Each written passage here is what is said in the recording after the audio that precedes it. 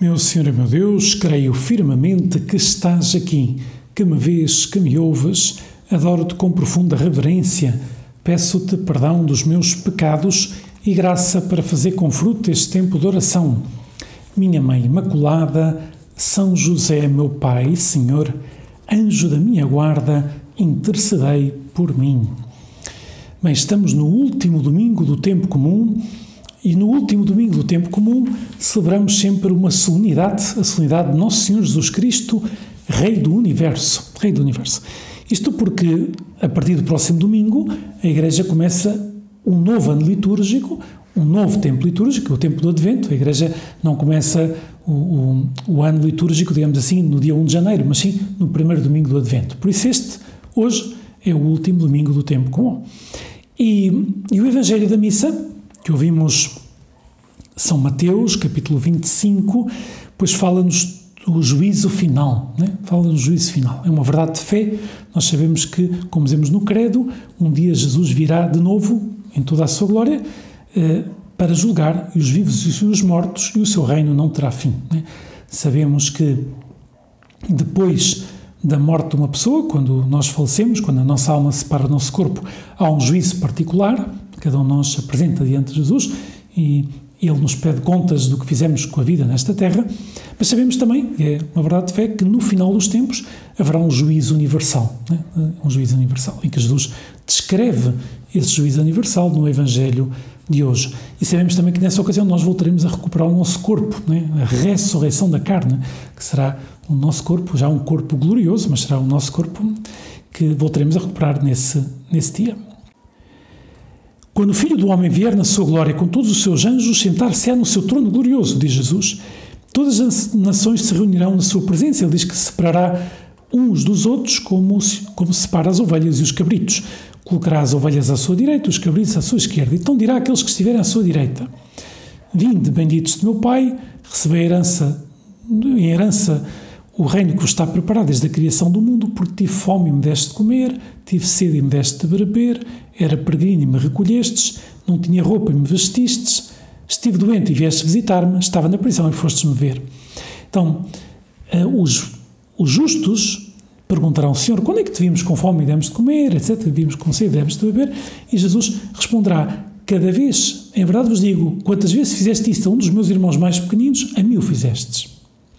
E depois dirigir-se-á àqueles que estão à sua esquerda e diz: afastai-vos de mim, malditos, para o fogo eterno preparado para o diabo e os seus anjos, porque tive fome e não me deste comer, tive sede e não me deste beber, etc.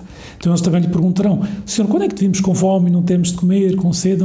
Cada vez que não fizeste isto a um dos meus irmãos mais pequeninos, a mim deixaste de fazer.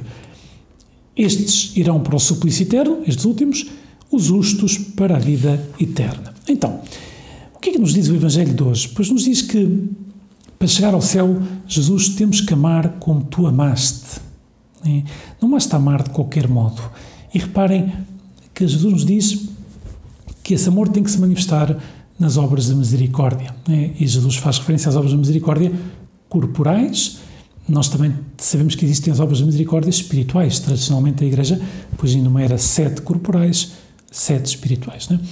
Mas devemos amar como tu amaste e amar a partir da cruz, porque nós não devemos ajudar as pessoas quando nos fazem sentir bem, essa ajuda, mas devemos ajudar as pessoas sempre que o Senhor nos pede que ajudemos, não é?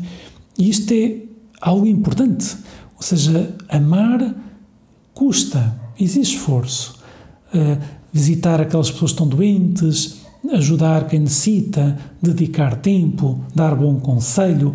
Há uma obra de misericórdia espiritual que às vezes está muito pouco na moda, que é suportar com paciência os defeitos do próximo. Às vezes podemos pensar, mas isso é uma obra de misericórdia? É, porque todos nós temos defeitos. Então não é com a força da graça de Deus, mas é um amar a partir da cruz, ou seja, é um amar que exige sacrifício. Nós não conseguimos viver a caridade se não estamos dispostos a sacrificar-nos, a dizer que não a nós próprios, ao nosso egoísmo, ao nosso comodismo, ao nosso individualismo, ao nosso desentender uns dos outros. Não pode ser. Jesus nos chama a que cuidemos uns dos outros e nos diz que isso é caminho para o céu. Que é caminho para o céu. Às vezes pode parecer que o mundo é dominado por aqueles que têm mais força, Pode parecer que as injustiças têm a última palavra, mas nós sabemos que não. Aliás, o Evangelho de hoje nos diz que não. Jesus revela-nos algo fundamental. O mal não tem a última palavra. Deus é justo e a justiça triunfará. E mais, todo aquele que der um copo de água fresca a um destes pequeninos por ser meu discípulo não perderá a sua recompensa, diz Jesus noutra ocasião do Evangelho. Se ajudamos alguma pessoa por amor a Deus, sabemos que isso, Deus nos dará a recompensa. Deus nos dará a recompensa, porque por isso essas obras que passam despercebidas, essa ajuda que prestamos a esta pessoa, aquela outra, com retidão de intenção, hein? O que é que significa que não fazemos isto para que nos vejam, para que nos louvem, mas por amor a Ti, Senhor, e por amor ao próximo? Se o fazemos, mesmo que ninguém nos agradeça, sabemos que o Senhor nos agradecerá, o Senhor nos dará a recompensa. Não é? Por isso, queremos que Jesus reine, afasta de Cristo o Rei. Queremos que reine em primeiro lugar nos nossos corações, no meu coração. Jesus quer que reines no meu coração. E como é que reinas? Quando eu deixo que sejas Tu a decidir o que devo fazer. Reparem, se Jesus nos pede que levantemos a horas, mas nós não levantamos a horas, ou não vencemos a preguiça e não levantamos a horas, quem é que está a reinar no meu coração? Estou a reinar eu, né? Porque sou eu que decido. Jesus quer que eu me levante a horas, mas eu não me levanto. Estão a ver? Este exemplo, né? Se Jesus quer que eu ajude uma pessoa, Jesus quer que eu reze esta oração, ou que estude neste momento, ou que tenha paciência com esta pessoa, e eu não o faço, e eu decido não o fazer, eu estou a reinar, não estou a deixar que Jesus reine. Por isso, que Jesus reine significa que eu esteja convencido que Ele sabe o que é melhor para mim, e Jesus, que eu quero fazer antes a Tua vontade do que a minha. Isto é que é próprio da festa de Cristo Rei. Não queremos só que Ele reine no nosso coração. Se por um lado existe esforço, deixar que Jesus reine, também é profundamente, e vale a pena meditar nisto, libertador. Porque no nosso coração ou reina Deus, Jesus, Deus feito homem, ou então acabam por reinar as nossas más tendências. A tendência que temos para o egoísmo, a tendência que temos para o comodismo, a tendência que temos para não complicar a vida. Por isso, deixar que Jesus reine exige esforço, mas ao mesmo tempo é profundamente libertador, porque nos liberta de entregarmos a nossa liberdade precisamente a essas más tendências. Não é? Por isso, Jesus nos revela que vale a pena. E como é que eu deixo que Tu, Senhor, reines no meu coração? Pois rezando, isso que estou a fazer agora, dizendo que não a mim próprio por amor, são os pequenos sacrifícios que tenho que oferecer, recebendo os sacramentos, de modo especial, por exemplo, o sacramento da penitência, a confissão, em que me ajoelho diante do sacerdote e peço perdão dos meus pecados e reconheço as vezes que Tu, Senhor, não reinaste e que Tu querias uma coisa e eu fiz outra, fazendo render os talentos, evangelho que ouvimos no passado domingo, os talentos que Tu, Senhor, me deste e que sei que um dia me pedirás contas, santificando o meu trabalho, fazendo o bem feito e fazendo apostolado, ou seja, evangelizando sem respeitos humanos. Algo muito importante, que as pessoas não têm fome só de alimento. Há muita gente à nossa volta que não tem fome de alimento, graças a Deus tem o que comer e o que beber, mas tem fome de verdade. E às vezes, tu e eu, pois temos que dizer a verdade. Uma pessoa diz uma coisa, eu, sei lá, não vou à missa, não rezo, não me confesso.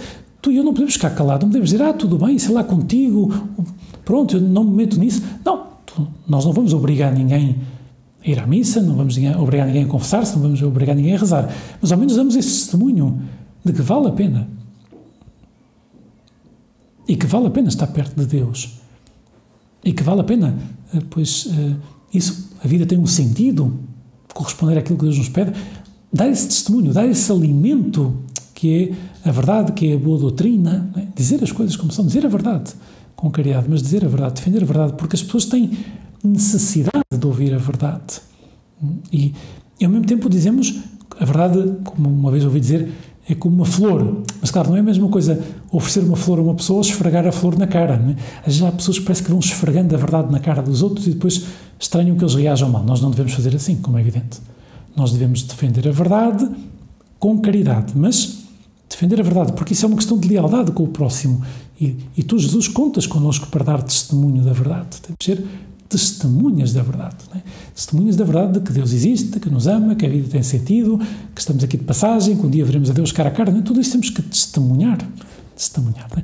E ao mesmo tempo amar o próximo com coisas concretas, não? Viver a caridade no dia a dia. As pessoas perguntarão, mas porquê é que tu atuas assim? Nós explicaremos, por amor a Cristo, por amor ao próximo. Vamos pedir a Nossa Senhora que nos ajude a reconhecer Jesus em cada um dos nossos irmãos e irmãs à nossa volta, que viva a caridade, que ajude os outros, como tu, Senhor, me pedes, que seja dócil, que deixe que tu reines no meu coração e que seja dócil àquilo que tu me pedes, sobretudo, não é? Isto de ajudar os outros a viver a caridade com as pessoas mais próximas, não esquecendo que as obras de misericórdia não são só corporais, também são espirituais. Também convém meditar nessas obras de misericórdia espirituais, cada uma delas vir como as estamos vivendo. Dou-te graças, meu Deus, pelos bons propósitos, afetos e inspirações que me comunicaste nesta meditação. Peço-te ajuda para os pôr em prática. Minha Mãe Imaculada, São José, meu Pai e Senhor, anjo da minha guarda, intercedei por mim.